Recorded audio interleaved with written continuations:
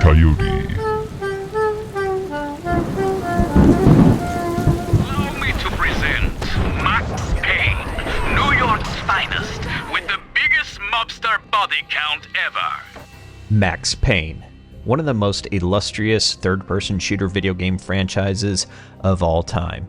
And did you know you can play all three Max Paynes in first person?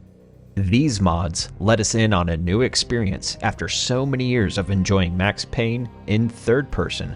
I'll leave a link to the first person mods in the description of this video.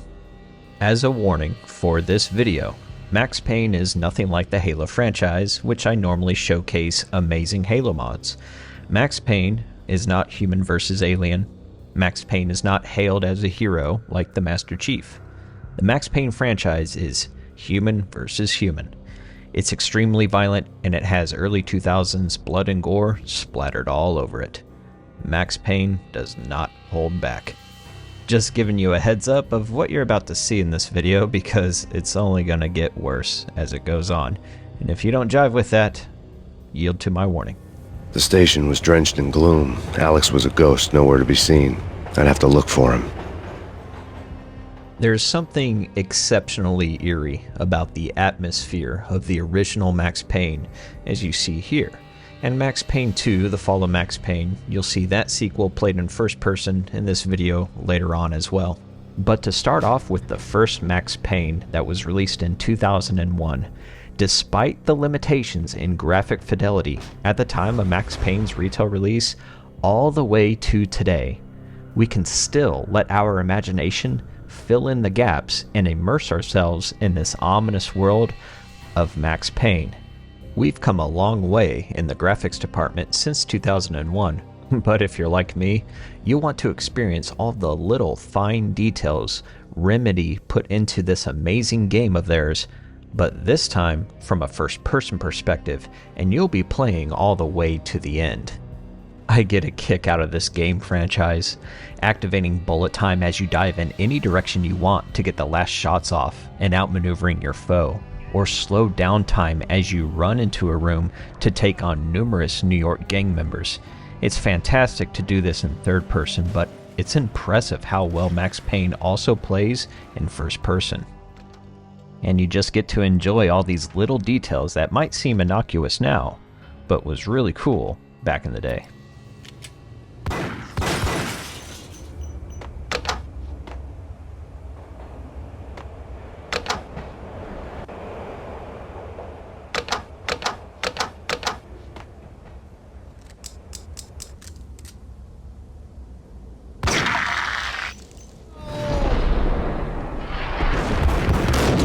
Now here's an awesome detail that we would not have noticed with our low resolution and our 4:3 ratio TVs, and especially would be difficult to notice in third person. It's not the cycling of the M9 Beretta slide, although that's a pretty cool detail, but it's the 9mm casing. There is lettering and there is a dimple on the primer, as you can see here. Wow. Remedy actually modeled this detail, but many of us certainly did not notice this at the time. I wonder if the developers, Remedy, put in this extra detail in case there was an in-game cutscene which might show a close-up of spent casings on the ground. In any case, pun intended, it shows the love in the details.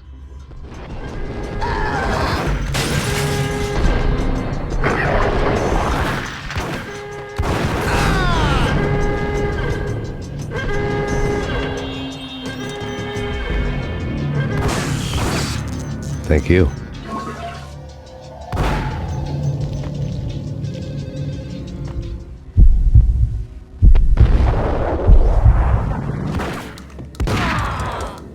I found myself admiring the unique hallways, lobbies, and rooms with the baked-in lighting and shadows. It all looks fantastic. Still with that horrifying undertone.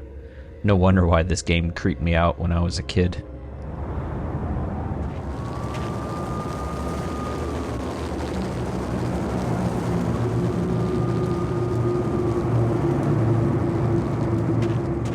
Now let's move on to Max Payne 2, The Fall of Max Payne. You're the Bert, 911. Sorry, I woke you.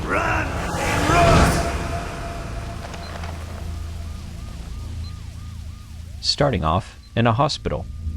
The best setting for the most optimistic story. I guess we all start our life in a hospital, when you think of it.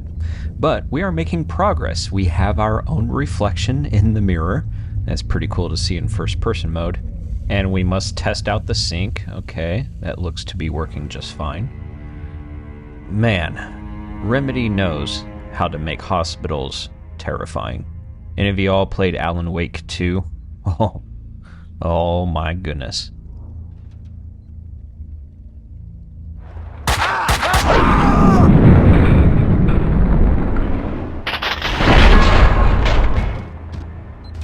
Gotta show off the physics engine there.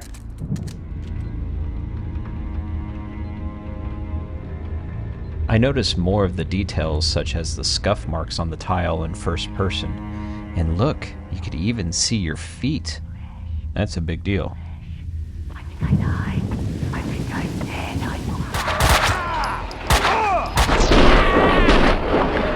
Max Payne 2, The Fall of Max Payne, I'd have to say is my favorite in the franchise, and this first-person mod feels good to play. It nearly feels like it could have been an additional mode in the retail game.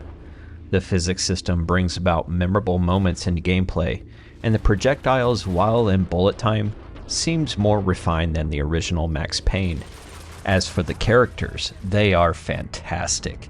Since Max Payne's story is mostly elaborated in cutscenes that read as a graphic novel for the first two games, it's pretty neat to see some of the side characters interact with the environment around you as they assist you in taking out your adversaries. What I was able to notice about the enemies and allies in first-person mode were the facial features, more so than when playing in the retail third-person perspective. Just like in the original Max Payne, I can also admire the dilapidated hallways, corridors, and tenement homes in which you fight throughout. Does the second Max Payne have details on the shells? Oh, well, of course they do, which again is less noticeable when playing in third person from the retail game. Shoot! Shoot!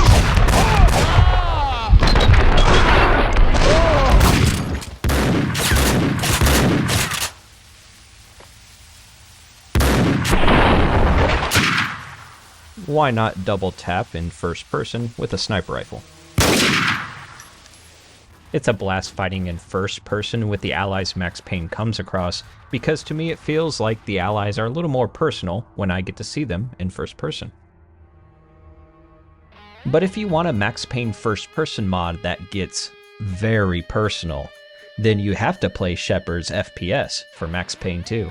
As the mod description states, it's a mod for fun, and takes liberties in adding a lot more blood.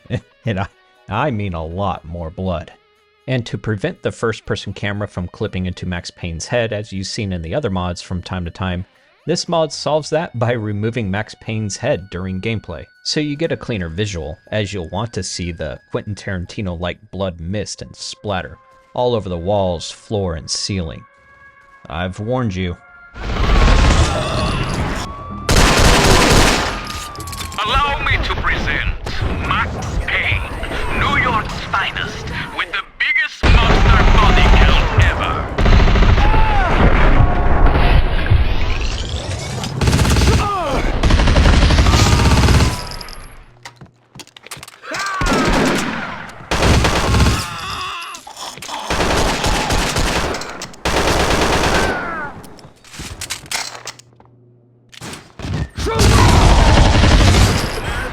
So as you can see, the blood decals are turned up to 11, but blood isn't the only thing that has been increased in Shepard's mod. The ragdoll physics have been embellished, especially when you continue to shoot at an adversary. Additionally, the weapon models have been modified to include the weapons fully.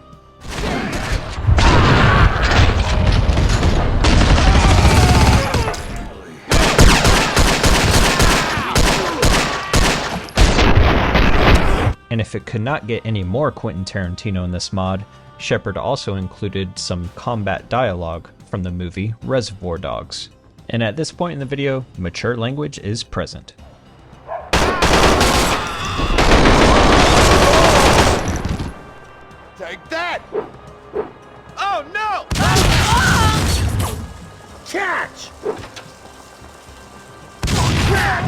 A suppressed Glock is also in this mod.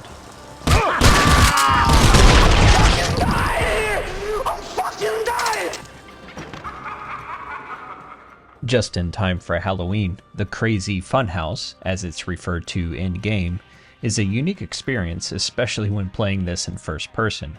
With the variety of locations in the second Max Payne, there's plenty of nook and crannies to explore while in this different perspective. And there are details that could be overlooked. However, you may just spot all those details, this time in first person. Isn't it neat when a game can be further enjoyed outside of the developer's intentions? Well, I believe so, and it's even better when there are 3 of them that you can enjoy. Here we go to Max Payne 3.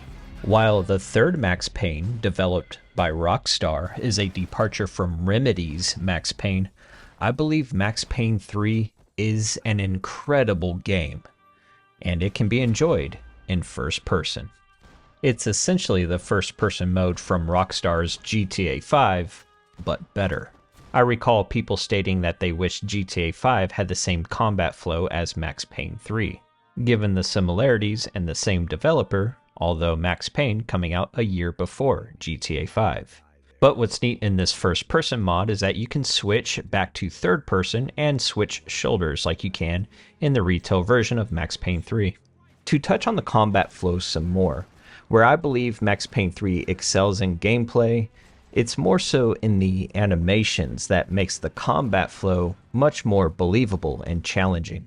Enemies that get shot may stagger and continue to shoot back as they fall in their direction of movement. The animations carry a lot of momentum, making the shootouts this believable, messy, chaotic encounter. There's not just a few sets of predetermined perfect animations. Characters react to the point of impact on their body. Of course, this is balanced out with some gameplay mechanics, allowing the player to be pinpoint accurate, since they certainly will have to be in Max Payne 3. Though it's nearly a whole new game, experiencing it in first person. As much as it looks and feels much more brutal in first person, Max Payne 3 can be admired for its beauty in this alternate perspective. The amount of details is amazing. You'll notice Max Payne's unique tie, the buttons on his dress shirt, and the sewn fabric from this first-person perspective. The scratches and imperfections of the shotgun, for example, seen here, that's held in his left hand as he fires a pistol with his right hand.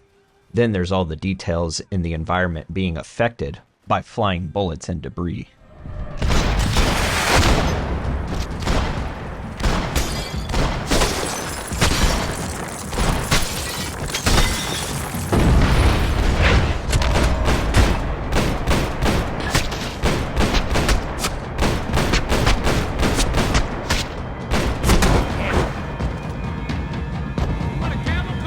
I'm fine with the leather.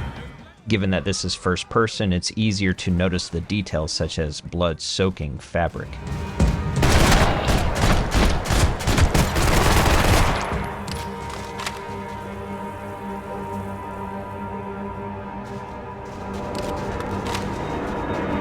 Coming into Newark Airport. Get right on the Pulaski, pal. Don't look down. I had to take time admiring Max Payne 3's detailed environment from the Manhattan skyline to Sao Paulo's, and the first-person perspective made stealthy encounters much more tense. Being stealthy, though, only lasted for so long.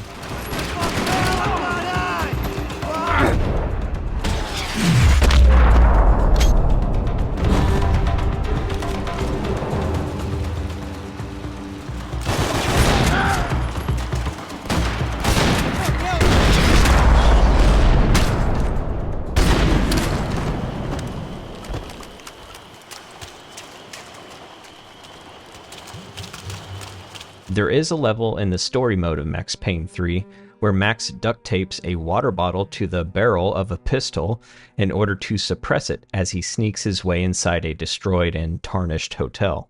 It's neat to see the details in this water bottle taped up, especially after sending some rounds through it.